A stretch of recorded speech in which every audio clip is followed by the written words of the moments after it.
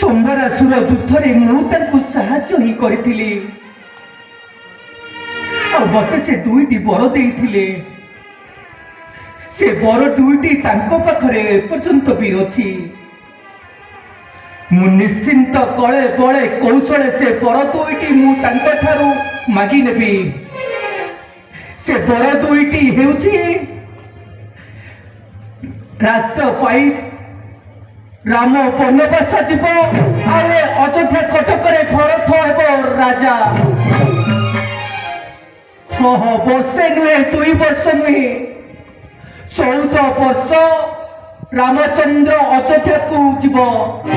ବନବାସ ଯାଇ ଏ ଅଯୋଧ୍ୟା କଟକରେ ଭରତ ହେବ ରାଜା। ଆଉ 14 ବର୍ଷ ପରେ ଆସିଲେ ରାମକୁ କେହି ବି ଚିହ୍ନି ପାରିବେନି। ଆଉ ସେ ପ୍ରଜା ହୋଇ ରହିଯିବ। ଆଉ ମୁଁ କଣ କରିବି? ରାଜା ଆସିବା ସମୟ ହେଇଗଲାଣି। ନାଇଁ ମତେ ମୌନ ମାରି ଏଠାରେ ବସିକି ରହିବାକୁ ପଡିବ। ହଁ ହଁ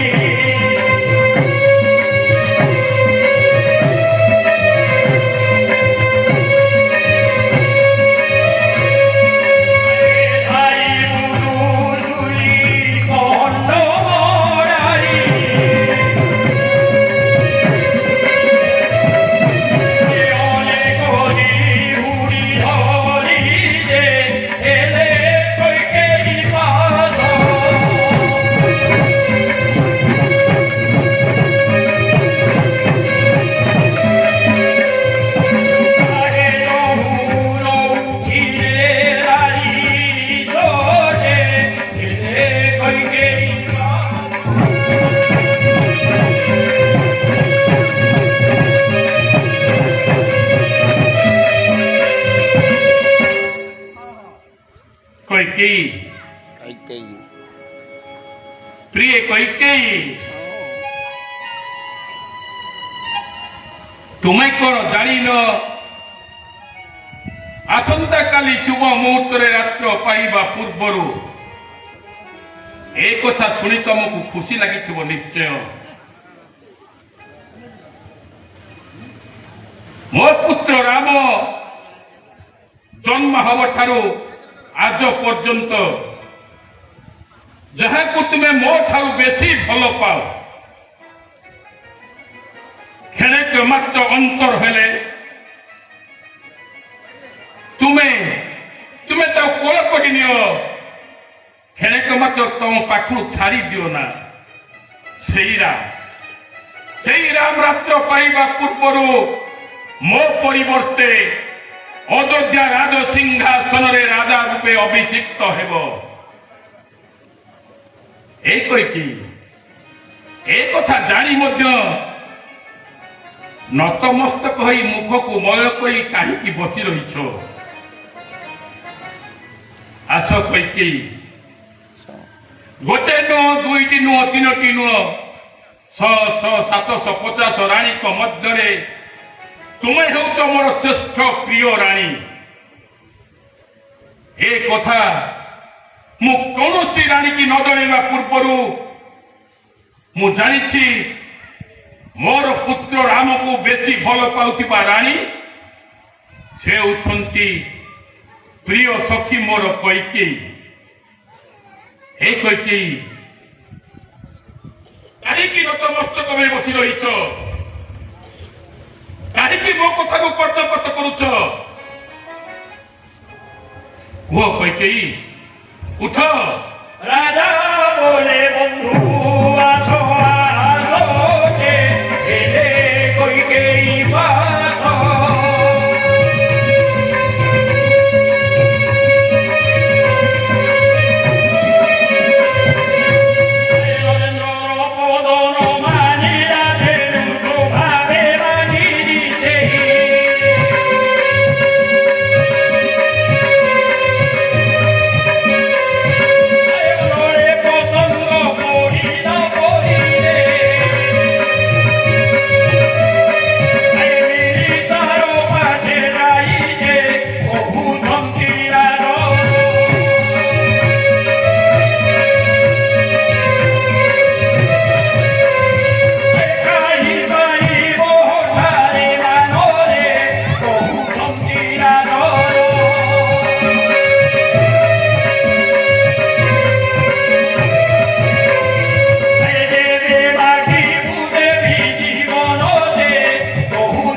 বিরাদয়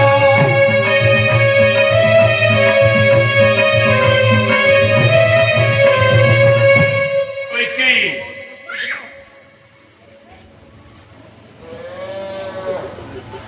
ଶୁଣ କଇକେୟୀ ରାତ୍ର ପାଇବା ପୂର୍ବରୁ ତୁମର ପ୍ରିୟ ପୁତ୍ର ରାମ ହେବ ଅଯୋଧ୍ୟାରେ ରାଜା। କାହିଁକି କାହିଁକି ମନକୁ ବିନାଶ କରିଛ କୁହ? ଆମେ ଯଥାଶୀଘ୍ର ଯାଇ ତୁମେ ମୋ ରାମକୁ ରାଜା ଭାବେ ସଜେଇ ଦିଅ। ଶୁଣୁଛ, ରାମ ରାଜା ହେବା କଥା ଶୁଣି ସମସ୍ତ ପ୍ରଜାମାନେ ଆନନ୍ଦରେ ସମସ୍ତେ ମାତି ରହିଛନ୍ତି। ଦ୍ୱାରେ ଦ୍ୱାରେ ପୂର୍ଣ୍ଣ କୁମ୍ଭ ରମ୍ବା ବୃକ୍ଷ ଦୀପ ଆଦି ପ୍ରଜ୍ୱଳନ କରିଛନ୍ତି। ଏହା ଜାଣି ମଧ୍ୟ ସେ ମୁଖକୁ କାହିଁକି ବିରସ କରିଛ କୁହ କଇକେୟୀ? କଣ ଭାବୁଛ ତୁମେ? କଇକେୟୀ ଏତେ କଥା କହିପାରିଲା ପରେ ବି ତୁମେ ନିରୁତ୍ତର ରହୁଛ।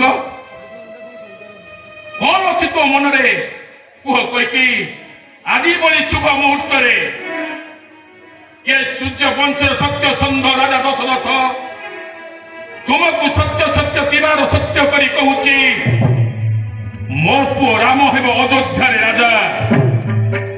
ଆସନ୍ତା ପ୍ରାତ ମୁହୂର୍ତ୍ତରେ ରାଜା ହେବା ପୂର୍ବରୁ ମୁଁ ତୁମକୁ କଥା କହୁଛି କଇକେୟୀ, ତମେ ଯଦି ମୋ ଜୀବନକୁ ମାଗି ନେବ ତାହେଲେ ମୁଁ ଅଚିରେ ତୁମକୁ ପ୍ରଦାନ କରିବି କଇକେୟୀ।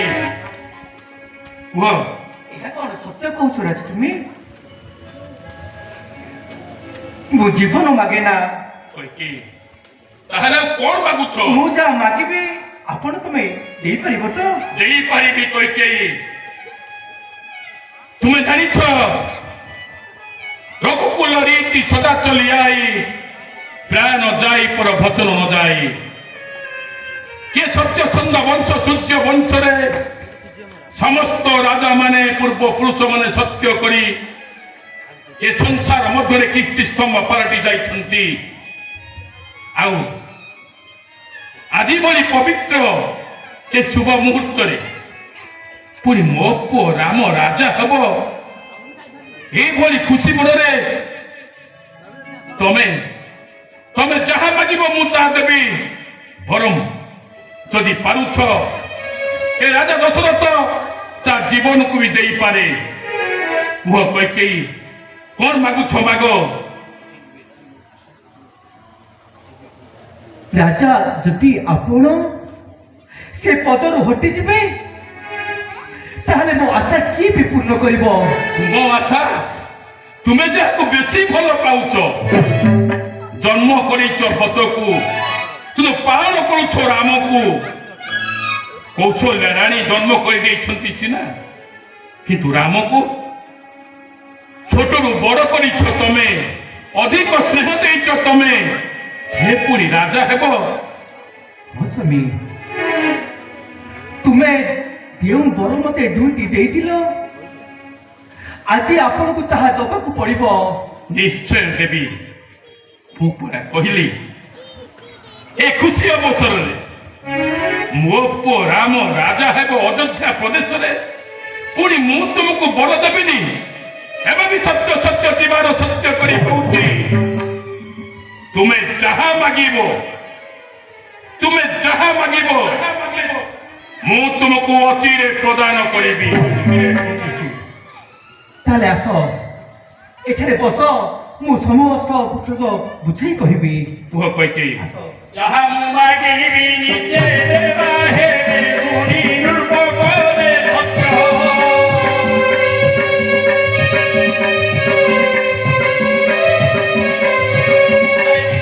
ମାୟାରେ ଆପଣାର ଛିରେ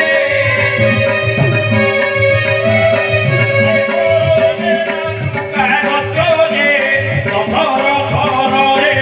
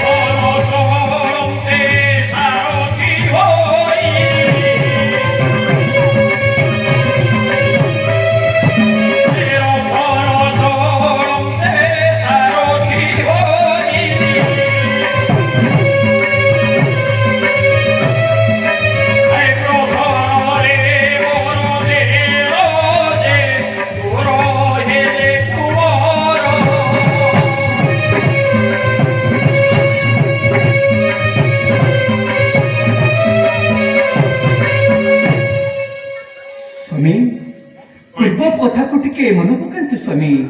କୁହ। ପୂର୍ବେ ଯୋଉ ଦୁଇଟି ମତେ ବର ଦେବାକୁ କହିଥିଲେ ସେ ସମୟ ଆସି ପହଞ୍ଚି ଯାଇଛି ସ୍ୱାମୀ। ସମ୍ବର ଆସୁର ଯୁଦ୍ଧ କରିବା ସମୟରେ ମୋ ଦେହକୁ ତିଳ ତିଳ କରି ସ୍ନାନ କରି ମୁଁ ସାରଥି ଆପଣଙ୍କର ଥରେ ହୋଇଥିଲି ସ୍ୱାମୀ। ଆଉ ସେଇଥିରେ ଖୁସି ହୋଇ ମତେ ଦୁଇଟି ବର ଦେବାକୁ ଆପଣ କହିଥିଲେ।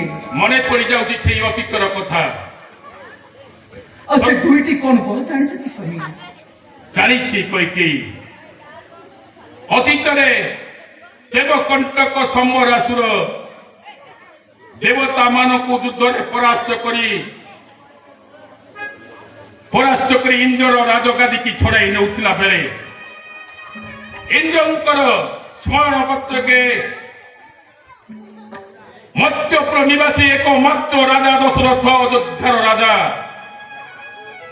ସ୍ୱର୍ଗପୁରେ ଯାଇ ଦେବକଣ୍ଟକ ସମ୍ବରାସୁରକୁ ବଦ୍ଧ କରିଥିଲା। ଆଉ କାହା ପାଇଁ ବଦ୍ଧ କରିଥିଲା ଜାଣିଛ? କେବଳ ତୁମରି ସାହାଯ୍ୟରେ। ଯେତେବେଳେ ମୁଁ ଯୁଦ୍ଧ କରୁଥିଲି ରଥର ଅନେକଟି ଭାଙ୍ଗି ଯାଇଥିଲା।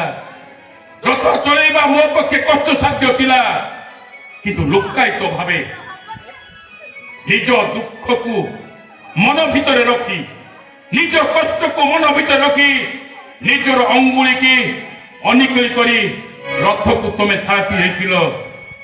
ଆଉ ତମରି ଚେଷ୍ଟା, ତମରି ନିଷ୍ଠା, ତମର ପରାକାଷ୍ଠାରେ ସ୍ୱର୍ଗର ଦେବତା କଣ୍ଟକ ସମ୍ବରାସୁରକୁ ମୁଁ ବଦ୍ଧ କରିଥିଲି। ଆଉ ସେଇ ଖୁସିରେ ମୁଁ କହିଥିଲି ତୁମକୁ ଗୋଟେ ବର ଦେବା ପାଇଁ। ମୁଁ ମାନୁଛି, ଏବେ ବି ମୁଁ ତମ ଆଗରେ ଶପଥ କରି କହୁଛି, ଏଇ ଶୁଭ ମୁହୂର୍ତ୍ତରେ ତୁମେ ଯୋଉ ବର ମାଗିବ ମୁଁ ତା ଅଚିରେ ପ୍ରଦାନ କରିବି।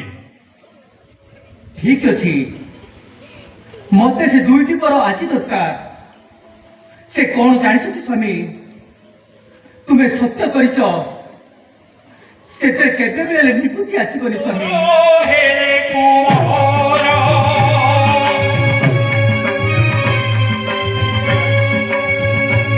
ଅଯୋଧ୍ୟାରେ ମନର ଯେ ତୋର ହେଲେ କୁମାର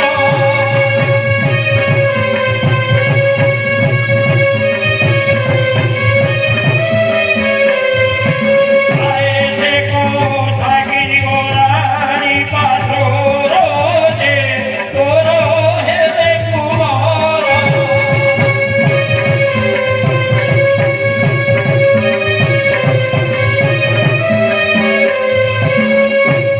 ସ୍ୱାମୀ, ଆପଣ ନିଜେ କହିଥିଲେ ସ୍ୱାମୀ, ମୋର ଯଦି ପୁତ୍ର ଦୁଇଟି ହୁଅନ୍ତି ତାହେଲେ ମତେ ଆପଣ ବର ଦେବେ ବୋଲି କହିଥିଲେ।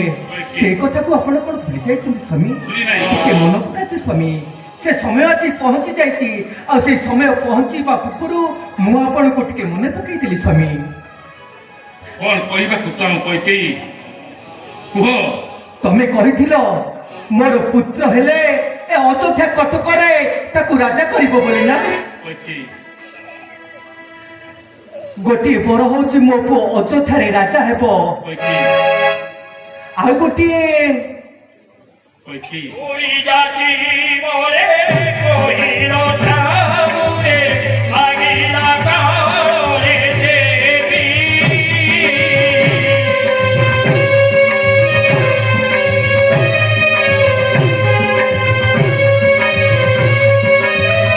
ରଥ ରାଜା ହେବ ରାମ ଦେବିବ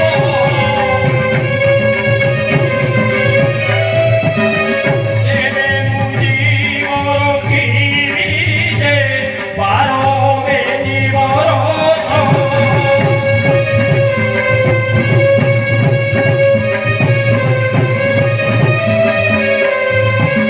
ଆଗେ ରାମ ରଙ୍ଗେ କରିବ ବାସ ଯେ ବାର ବେନି ବରଷ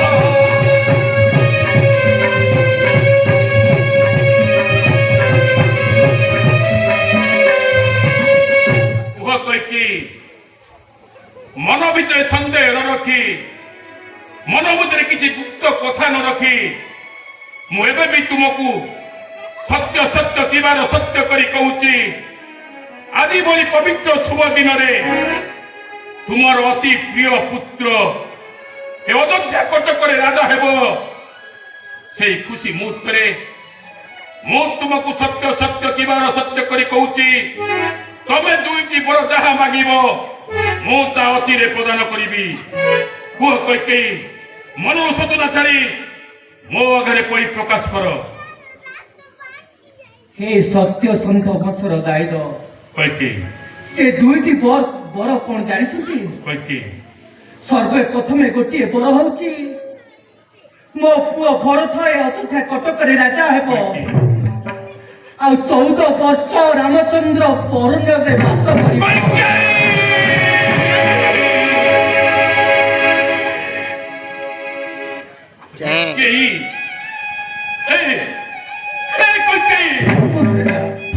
ପାଗଳ ହେଇଯାଇଛ ନା କଣ ତମେ କହୁଛ ତମେ କିଛି ବୁଝି ପାରୁଛ କି ନାହିଁ? ଆରେ তুমি ভুল কথা কই দিচ্ছ কই তুমি ভুল কইল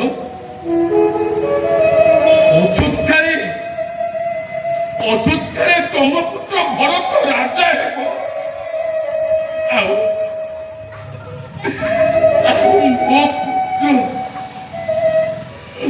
ମୋ ଜ୍ୟେଷ୍ଠ ପୁତ୍ର ରାମ ହେବ ବନବାସୀ।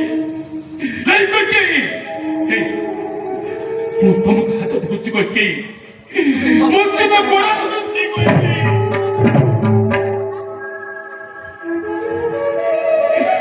ଭୁଲ ବଶତ ମୁଁ ତମକୁ କିଛି କହିଦେଇଥିଲି କୈକେୟୀ ତାର ସୁଯୋଗ ନେଇ তুমি ভুল কথা কাହିଁକି କହିଲ କୈକେୟୀ ଟିକେ ବୁଝିବାକୁ ଚେଷ୍ଟା କର। ଭାଗି ଯାଉଛେ ସତ୍ୟ লাগি যাচ্ছে কলঙ্ক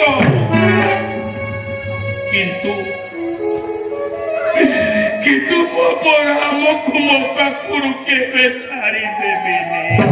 ଶୁଣିଲ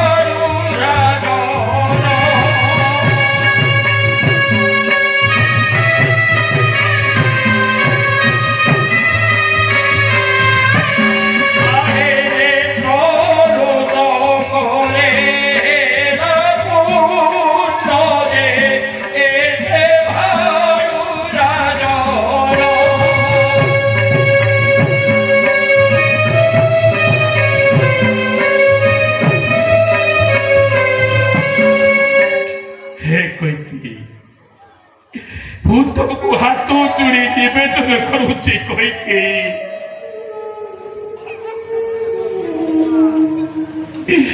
ମୁଁ ଯୋଉ କଥା ଭୁଲ କଥା କହିଦେଇଥିଲି ସେ ଭୁଲ କଥା ତୁମେ କେବେ କୁହନି କୈକେୟୀ। ଏ ସଂସାର କଣ କହିବ ସମସ୍ତେ ରାଜା ଦଶରଥକୁ ନିନ୍ଦା ପ୍ରତିଘାତ କରିବେ କହିବେ ରାଜା ନୁହେଁ ଘୋଡ଼ା ମୁହାଁ ରାଜା। କୈକେୟୀ ତୁମେ ତ ଜାଣିଛ ମୋର ଗୋଟିଏ ନୁହେଁ ଦୁଇଟି ନୁହେଁ 600 କରି 750 ରାଣୀ ସମସ୍ତେ ରୂପ ଗୁଣ ସୌନ୍ଦର୍ଯ୍ୟ ସମ୍ପନ୍ନ ଥିଲେ ହେଲେ ତତ୍ପରେ ବି ମୁଁ ତୁମକୁ ଅଧିକ ଭଲ ପାଉଥିଲି କୈକେୟୀ। এই ଭଲ ପାଇବା ଅବସରରେ ତମେ ମତେ ଆଜି ବିଷ ଦେଇଦେଲ କୈକେୟୀ। ତମେ ନାରୀ ନୁହଁ କୈକେୟୀ ତମେ ଗୋଟେ ହଉଛ ରାକ୍ଷସୀ। কহি বিষ্ণু রানী হই বৈরোচন প্রাণনে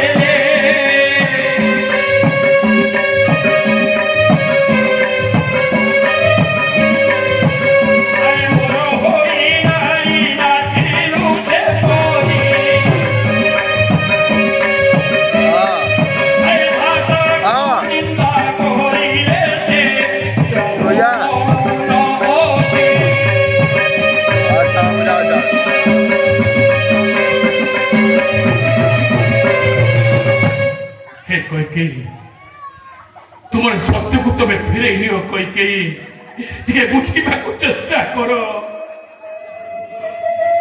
ଜାଣିଛି କେଉଁ ମାୟା ନେଇ ତୁମେ ଜନ୍ମ ହେଇଛ ମୋର ମନେ ପଡ଼ିଯାଉଛି ସ୍ୱର୍ଗପୁରରେ ପ୍ରହ୍ଲାଦଙ୍କର ପୁତ୍ର ବଳିଙ୍କର ପିତା ବୈଲୋଚନ ଯେତେବେଳେ ଦେବତା ମାନଙ୍କ କଣ୍ଠ ବସାରିଲା ତାକୁ ପ୍ରାଣରେ ବଦ୍ଧ କରିବା ପାଇଁ ସ୍ୱୟଂ ଭଗବାନ ବିଷ୍ଣୁ ନାରୀ ରୂପରେ ତାକୁ ପ୍ରାଣରେ ବଦ୍ଧ କରିଥିଲେ ତମେ ସେଇପରି ଏକ ନାରୀ ହୋଇ ଆଜି এই পুরাতন রূপক রাজা দশরথକୁ ଆଜି ପ୍ରାଣରେ ବଦ୍ଧ କରିବାକୁ ବସିଛ କୈକେୟୀ ତୁମର ଯଦି ମୋ ପ୍ରତି ଏତେ କପଟ ଥିଲା ଏତେ ହିଂସା କରୁଥିଲ ଏତେ ଗୁପ୍ତ କଥା ଥିଲା ବିପଦ ସମୟରେ ସମ୍ରାସୁର ପାଖରେ ମତେ ମାରି ଦେଇଥିଲେ ଭଲ ହେଇଥାନ୍ତା ସେଇଠାରେ ମରି ଯାଇଥିଲେ ମୁଁ ମୁକ୍ତି ପାଇ ଯାଇଥାନ୍ତି ହେଲେ ଯେତେବେଳେ ମୋ ଯୁଦ୍ଧରେ ସମ୍ରାସୁର ମତେ କ୍ଷତ ବିକ୍ଷତ କରିଥିଲା ବ୍ରଣ ମୋର ଭଲ ହଉନଥିଲା ସେଇ ସମୟରେ ସମସ୍ତ ରାଣୀମାନେ ମତେ ଘୃଣା କରୁଥିବା ଅବସରରେ ତମେ ମୋ ବ୍ରଣକୁ ତୁମ ମୁଖ ଦ୍ୱାରା ସଫା କରିଥିଲ ଭଲ କରିଥିଲ ସେଇ ସମୟରେ ମତେ ବି ମାରି ଦେଇଥିଲେ ଭଲ ହେଇଥାନ୍ତା କୈକେୟୀ ହେଲେ ସେଭଳି ପରିସ୍ଥିତିରେ ମତେ ବଞ୍ଚେଇକି ଲାଭ କଣ ପାଇଲ ଆଜି କାହିଁକି ସେଇ ରୂପରେ ଜୀବନ୍ତ ଦଗ୍ଧ କରିବାକୁ ବସିଛ ମୁଁ ହାତ ଯୋଡ଼ି ନିବେଦନ କରୁଛି କୈକେୟୀ ତୁମର ସେଇ ଦୁଇଟା ବର ତୁମେ ଫେରେଇ ନିଅ କୈକେୟୀ କୁହ କୈକେୟୀ ମାତୃତ୍ୱ ହୃଦୟରେ ଥରେ ଚିନ୍ତା କର କୈକେୟୀ ଦେଖୁଛ କିଭଳି ରମ୍ୟ ରୂପ ରାମ ମୋର ଚାଉଳ କାନ୍ତି ନବଦୁର୍ବାଦଳ ରୂପ ଅତୀବ ସୁନ୍ଦର ମା ସୀତା ତାଙ୍କ ମୁଖକୁ ଥରେ ଚାହା କୈକେୟୀ ପାଚନ ମମତା ନୁହେଁ କରି ଟିକେ ଭାବ କୈକେୟୀ ମୁଁ କିଛି ଶୁଣିବାକୁ ଚାହିଁନି ତୁମେ ଶୁଣିବାକୁ ପଡ଼ିବ କୈକେୟୀ ତମେ କଣ ବଂଶରେ କଳଙ୍କ ଲାଗିବାକୁ ଚାହଁ ଲାଗିଯାଉ କଳଙ୍କ ଭାଗିଯାଉ ସେ ସତ୍ୟ ଏ ସଂସାର ମଧ୍ୟରେ ସମସ୍ତେ କହନ୍ତୁ ଏ ରାଜା ଦଶରଥ ହେଉଛି କଳଙ୍କିତ ରାଜା ଏ ସତ୍ୟସନ୍ଧ ବଂଶର କଳଙ୍କ ତାକୁ ମଧ୍ୟ ମଥା ପୋତି ମାନି ନେବି ମୋ ରାମକୁ ମୁଁ କେବେ ବନବାସୀ କରିବିନି କୈକେୟୀ ଏହି ମୁଖରେ ମୁଁ ଘୋଷଣା କରିଛି ମୋ ରାମ ହେବ ଅଯୋଧ୍ୟାରେ ରାଜା ଦେଖ ଏ ସାରା ଅଯୋଧ୍ୟା ନଗରୀ ଆଜି ହସ ଖୁସିରେ ପୁଲକିତ ଭାଇ ମାତି ରହିଛନ୍ତି କୈକେୟୀ ଆଉ ସେଇ ମୁଖରେ ମୁଁ କହିବି ଭରତ ହେବ ଅଯୋଧ୍ୟାର ରାଜା ଆଉ ରାମ ହେବ ବନବାସୀ କୈକେୟୀ ତମର ମନେ ପଡୁନି ଯେତେବେଳେ ଋଷି ବିଶ୍ୱାମିତ୍ର ଯାଗ ରକ୍ଷା ପାଇଲେ ମୋ ପୁତ୍ର ରାମକୁ ନବା ପାଇଁ ଆସିଥିଲେ 4 ଦିନ ଆମ ତୁମକୁ 4 ଯୁଗ ଭଳି ଲାଗିଥିଲା କୈକେୟୀ 4 ଦିନ ବଞ୍ଚିବା ଆମ ପକ୍ଷେ ଅସମ୍ଭବ ହୋଇ ପଡ଼ିଥିଲା ହେଲେ ଦିନେ ନୁହେଁ ମାସେ ନୁହେଁ ବର୍ଷ ନୁହେଁ ବର୍ଷ 14 ବର୍ଷ ମୋ ପୁଅ ରାମ ହେବ ବନବାସୀ ମୁଁ ବୁଝିପାରିନି କୈକେୟୀ ଏ କଥା ମୁଁ କହିପାରିବିନି ଏକଥା ତ ମୁଁ କହିନି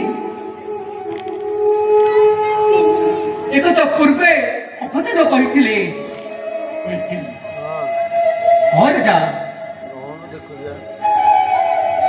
ରାମକୁ ଡାକେ ମୁଁ କହିବି ନାଇଁ କହିକି କହିବା ଦରକାର ନାହିଁ ମୁଁ ତମ ହାତ ଧରୁଛି କହିକି ହଁ ମୁଁ ରାମକୁ ଡାକି କହିବି ମୁଁ ତମ ହାତ ଧରୁଛି ତୁ ତ ହୃଦୟରେ ଟିକେ ଚିନ୍ତା କର ବାଚ୍ଚର ମମତାମୟୀ ତାକୁ ଟିକେ ଚାହା ତା ହୃଦୟକୁ ଟିକେ ଦେଖ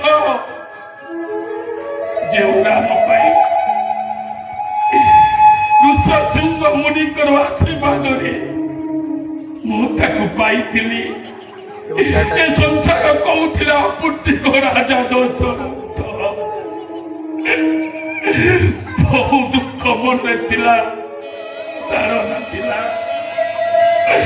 ଅପୁତ୍ରିକରୁ ପୁତ୍ର ଲାଭ କରି ମୁଁ ବହୁତ ଖୁସି ଥିଲି ହେଲେ ସମସ୍ତେ ତ ପୁତ୍ର ଜନ୍ମ କରିଛନ୍ତି ହେଲେ ରାମ ଭଳି ପୁଅକୁ କିଏ ବା ଜନ୍ମ କରିଛି ଯୋଉଦିନ ମୋ ରାମକୁ ମୁଁ ଜନ୍ମ କଲି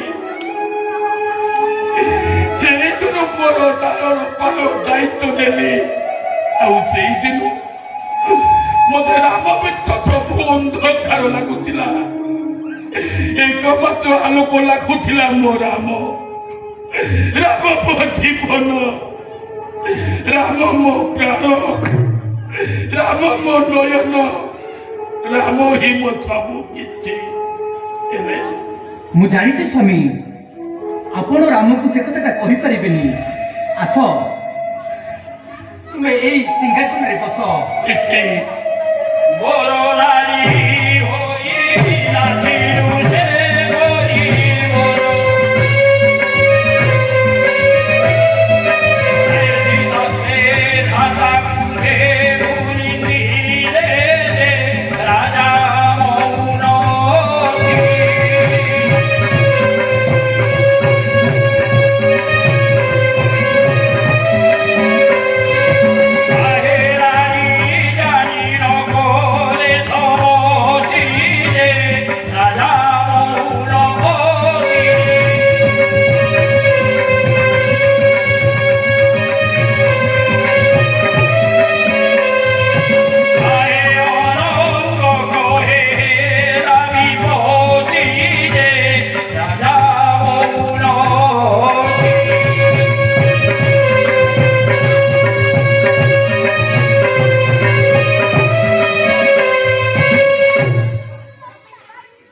पुत्र राम रामचंद्र मो पाखु